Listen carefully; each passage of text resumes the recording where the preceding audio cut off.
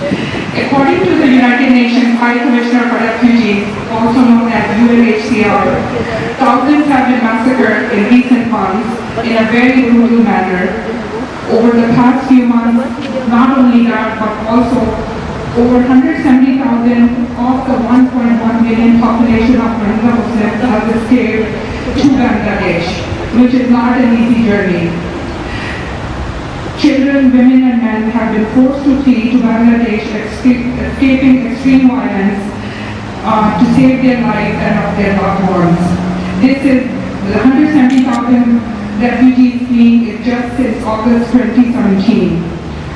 It's noted that between 20,000 and 35,000 refugees crossed the border in one day under the worst adverse conditions possible we could imagine. This crisis has been ongoing since 2012. It has not been on the radar of most of the news media or of the world governments. However, it has lately escalated to the level where it's unthinkable violence is happening. It is escalated to the targeted ethnic cleansing, which is horrific even to imagine, and the worst part is that the majority of the world is silently watching. My endeavor in this gathering was to start raising a voice just as an individual, which will start rallying around the world.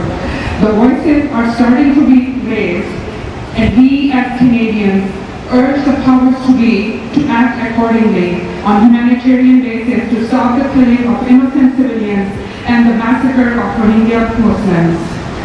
Humanity needs to prevail across borders, regardless of ethnicity, countries of origin, race or religion, or any of other human rights values. Endured the denial of basic rights and services. Many live in internment camps. Myanmar government has blocked access to United Nations human rights investigators and aid workers. Hundreds of thousands have escaped to Bangladesh, where their conditions are dire. And Myanmar has the moral duty to protect Rohingya, but Myanmar has ducked it. What's happening in Myanmar is not acceptable. These Rohingya Muslims deserve justice. Killing human beings will never bring blessings to the country or to the world. It's because injustice anywhere is a threat to justice everywhere. Thank you everyone for coming. Thank you to the organizer for taking a stand, and thank you Rubina for inviting me. Thanks. The issue of what is happening in Burma as a human rights issue. It's blatant and brutal violence and violation of human rights of a minority group. But ironically, Burma has ratified most of the United Nations international human rights treaties and conventions and humanitarian laws. They are binding on the states that ratify them, and they must respect and live up to their international commitments. The first few articles of Universal Declaration of Human Rights, which is the fundamental document from which all human rights treaties flow. They are about equality, no discrimination, right to life, no torture, and right to nationality. International human rights law also requires that states who ratify the human rights treaties should take affirmative steps to prevent torture and provide justice and accountability should torture occur within their borders. Another fundamental human right is no discrimination. All individuals, citizens, minorities, majorities should be able to exercise their rights and freedom without discrimination equally. None of these rights are being respected in Burma in the case of the minority group. In fact, they are being mercilessly trampled under the boots of harsh army. A large number of agencies, for example, Amnesty International, Human Rights Watch, Physicians for Human Rights, and International Human Rights Clinic at Harvard School of Law, they have all named the strategies of Burmese army as crimes against humanity. And crime against humanity, I'm using its legal terms, which means that they can be taken to the International Court of Justice. Now, there are many political, legal, and territorial issues that are involved in this conflict. But politics and law alone cannot change the mindset of people from inhumanity to humanity. Unless they learn to respect and value and give human rights, then only and in the words of Kofi Annan, and I'm quoting Kofi Annan, then only it will ensure that no ruler, no state, no junta, and no army can abuse human rights. Only then will the innocent of distant wars know that they too will sleep under the cover of justice, they too have rights, and those who violate those rights will be punished. Thank you. And her children and her whole family and with us Pakistani Canadians as well. So thank you so much for your time and dedication to this matter. To speak to this about humanity, because already I can't do anything about it right now, speakers sorry. have spoken very well. I will just highlight only one thing, because I have been to Burma a few years back, about 6 years back. So I have seen that brutality in Burma, being there and seeing that. It was just now again, it's the same thing. It's very touching. To begin with, the images are so emotional that anybody who will even open up a TV channel or the newspapers, and if you see anything there, it's just, I'm pretty sure it doesn't matter which race you come from, which religion you come from, which color you come from, you will condemn this. And as a human, I condemn this, all of you guys right here condemn this, but it's saddening is that, like, rest of the whole world is just in so peace. While there is, humanity is brutally not only killing, hasn't been only killed, but there is lots of other issues regarding with Burma as well, that even they have stopped UN to interfere. So this is something very touching and emotional for me too, because it just, I recall those images what I have seen a few years back, specifically for little children.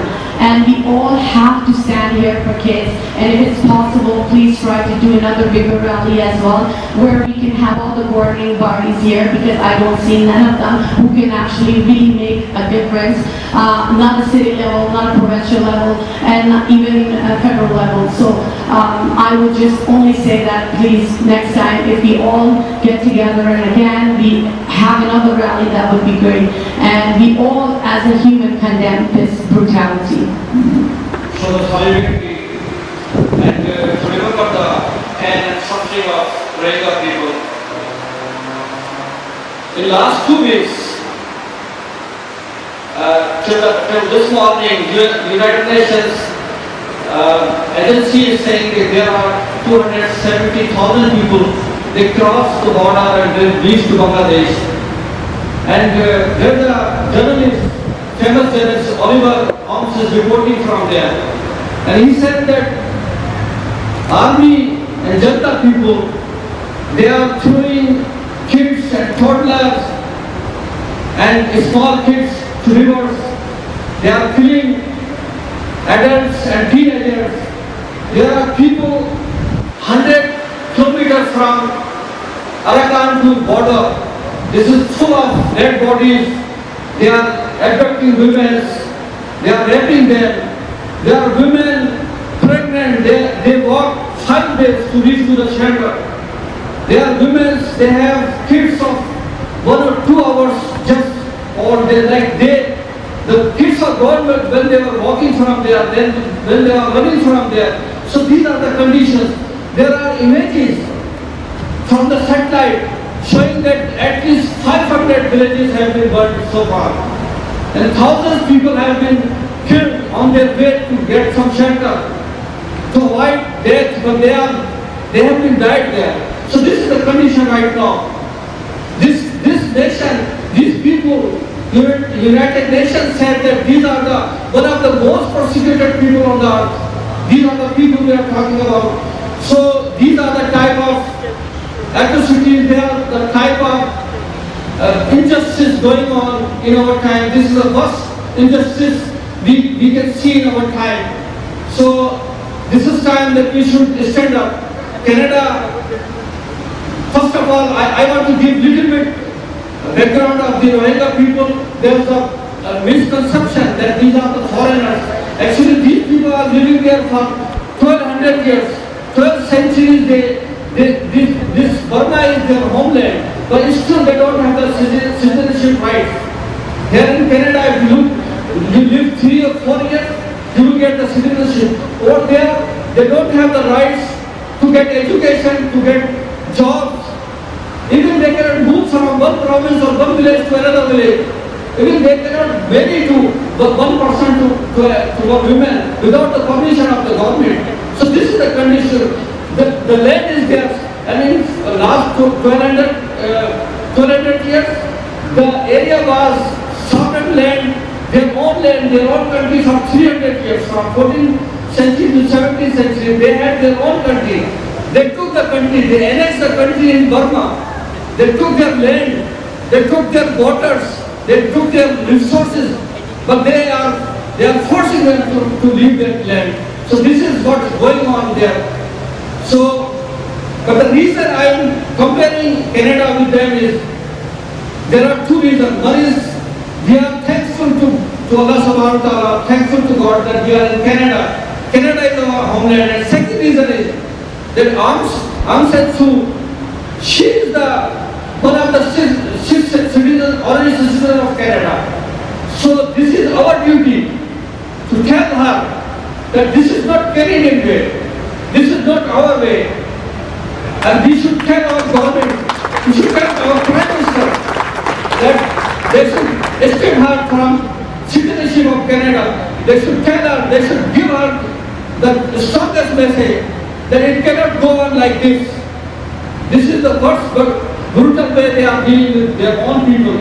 So I will stop here, but at the same time, I will request all of you to go and see your MLAs, your MPs, and force government to use their resources to tell them that what the human rights, basic human rights said, because this is not we, all over the world, everybody who is known for the human rights or is standing for human rights, Bishop Desmond Tutu or Malala Yousafzai or Judy Williams or you name it, even the Pope Francis, everybody is talking about that.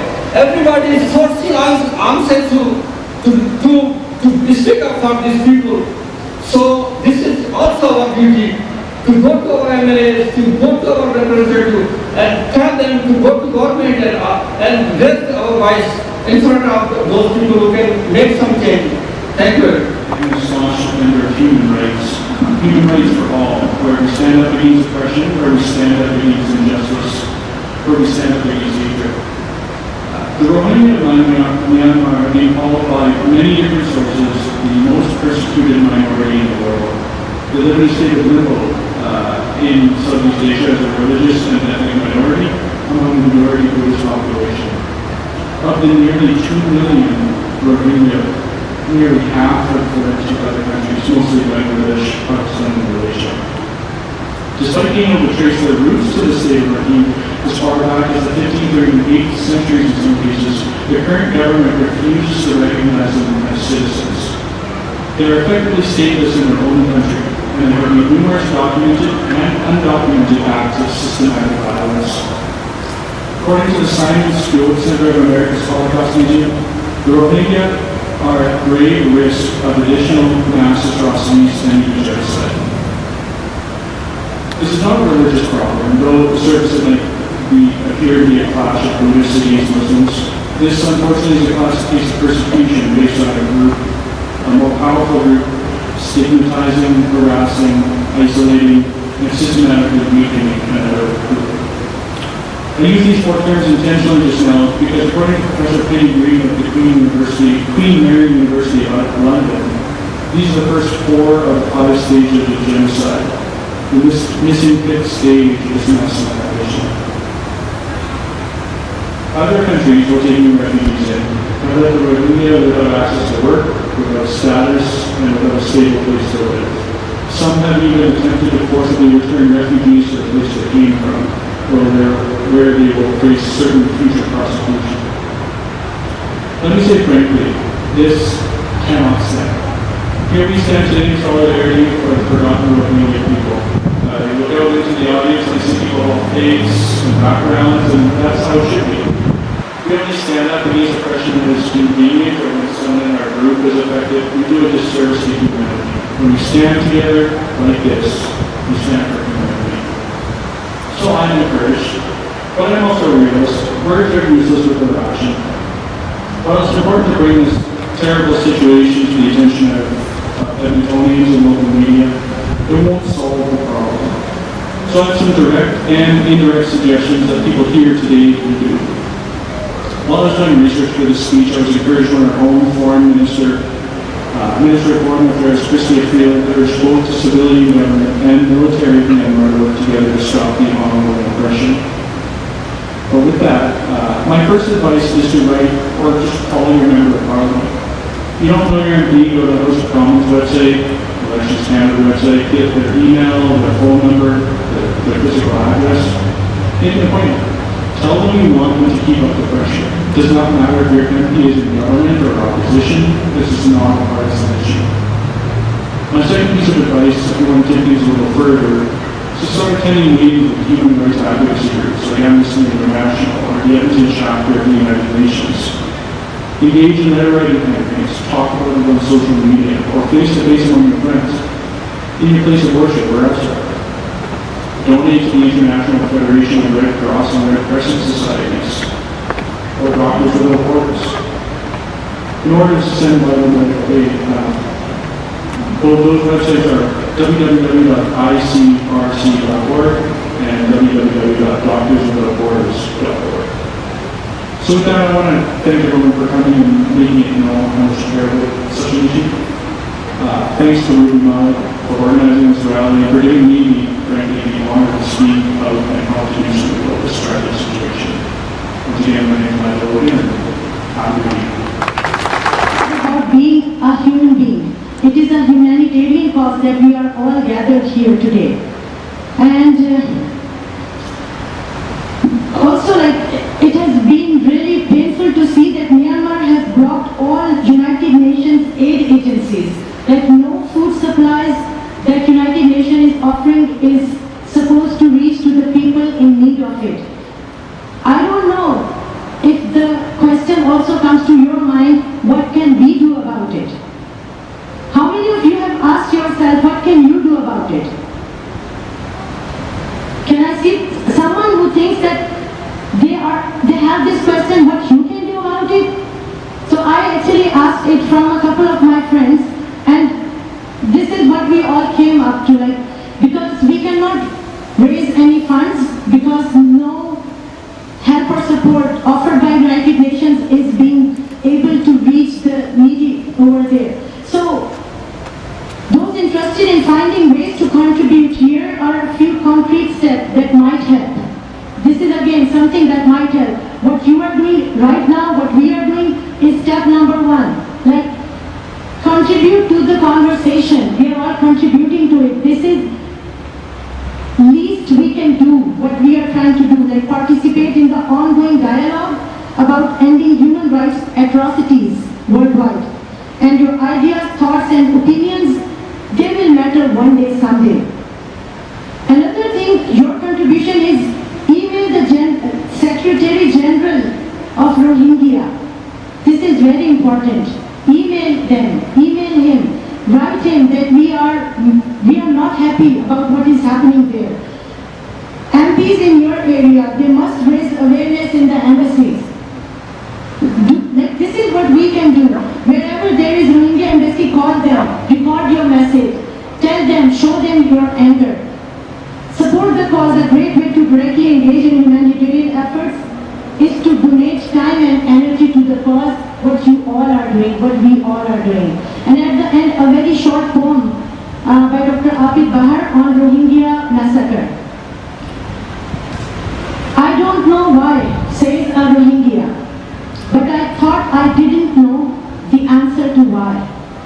But I know why, and why. I know the state of Rohingya life in Arakan. These are regular people, their families.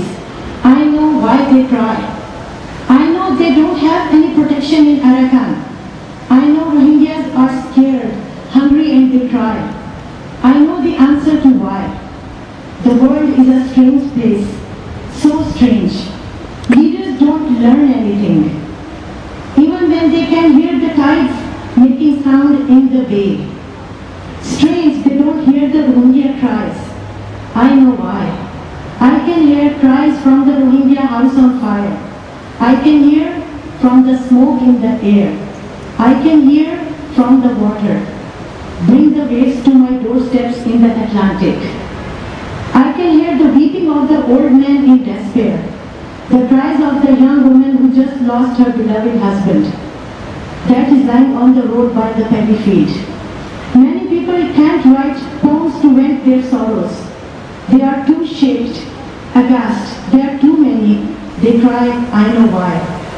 I know the killers are Martian monsters. They deserve to be captured, three-tied. Unless they hide, run with their lives, I hear little Rohingya children and worried women in despair. They need urgent help. They need help, I know why. Thank you very much. The most merciful, I want to begin by thanking the organizers of this demonstration, and I want to thank everyone who took time out of their day to stand up for this cause. Because I know that we all condemn the violence in Burma. And all the speakers before me did a great job explaining the situation in Burma and explaining the importance of us as a community to stand up for humanity. It's not about the Muslims or non-Muslims, this is a human rights issue. My brothers and sisters, I want to take just a couple of minutes to share some words from the Quran, where Allah subhanahu wa ta'ala says that to kill one innocent soul is like killing all of humanity. It's not about killing one Muslim or one Christian or one Jew or one anything else. Any innocent soul, any human being, their death is equivalent to the death of the entire humanity. Wallahi, I'm speechless. It's so tough to speak about our brothers and sisters in Burma, but we all have to do our part. We all have to try our best to work for their cause. And although we might not be able to do so much from here, we do have some things in our toolbox. One of those things is attending rallies like this and having our voice heard.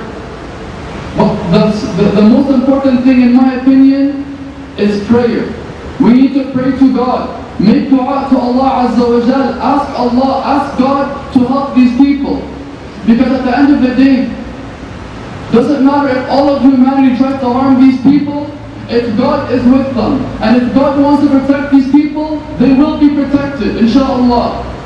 So let us put our hands together. Let us make dua for our brothers and sisters. Let us always keep them in our dua and raise awareness. So many people don't know what's going on in Burma. So many people have no idea what's happening. Tell your friends, tell your family, let people know. Let's raise awareness, let's have their names heard. I'm very saddened to know of the deplorable massacre and human rights violation that is happening in Burma. It's time that I would like to condemn the actions of those responsible for this barbaric act. At this time, I am comparing the two different ends of the spectrum. One end is the people who are responsible for this massacre. And the second end is all of you guys who are fighting to basically fighting against the human rights violation and standing for the rights of the victims. And I'm glad that I'm part of the spectrum. I'm not part of those killing the innocents.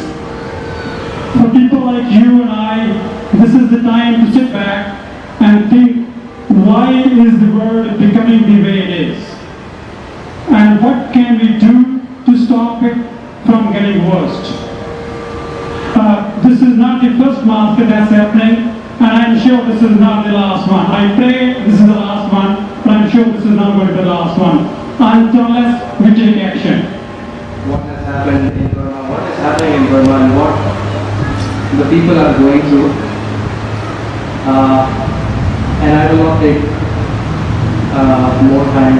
I will just like to request all of you to organize a bigger event and invite most of the political leaders that you know, belonging to every party that you know, because this is a human right issue. It has been so long. I mean, this issue has been there since last 5-6 years or even more. People are being killed, and it's like a concentration camp. What is happening with that? So it looks like that we are all living in history when we talk about what happened in Germany. So my request to all of you, please get involved, get active. We should not stop the momentum here. Thank you very much. We have gathered here today with IGNA sisters and we condemn every kind of atrocity across the world.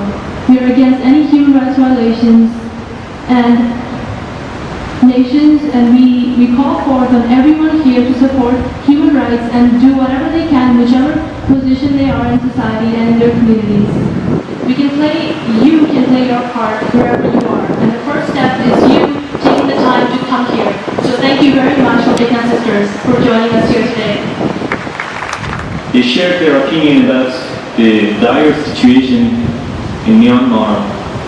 And all of us, really, we have been following the horrible news that comes out of Myanmar these days with great concern, and we know and we are shocked that a massacre with such a large scale could happen these days. So we know that thousands of people have been murdered, more than 100,000 are displaced, entire villages are razed to the ground, and all the independent voices that could come out of that area, they are pointing their finger at the army and the mobs that are supported by the army. So that is a real shame for the government of Myanmar. Shame.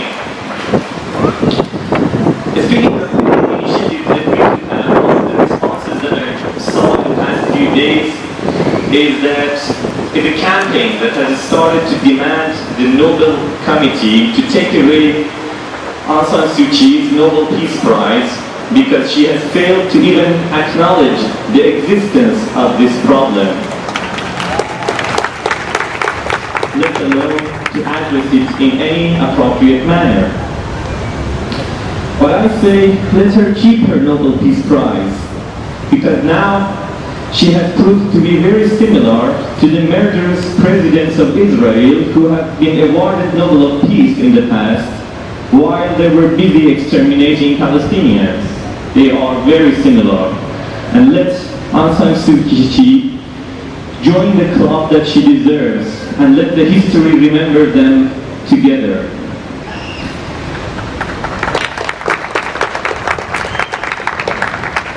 Now I heard many sensible suggestions among the things that the previous speakers said about contacting our government officials at the provincial level, at the city level, at the federal level, and to raise this issue with them. Now I would like all of us to do that and to ask the Canadian government to take some concrete steps towards that. We know that last year, in 2016, Canada had more than $100 million worth of import-exports with Myanmar. So we should demand our government to make it absolutely clear to the Myanmar government that if they do not stop this violence, all those economic benefits will be gone. And Canada will also sever the political ties with the Myanmar government. These are the concrete steps that we should demand. We are all, as all of these speakers also said, we are all one human family and we must stand by one another. Thank you all.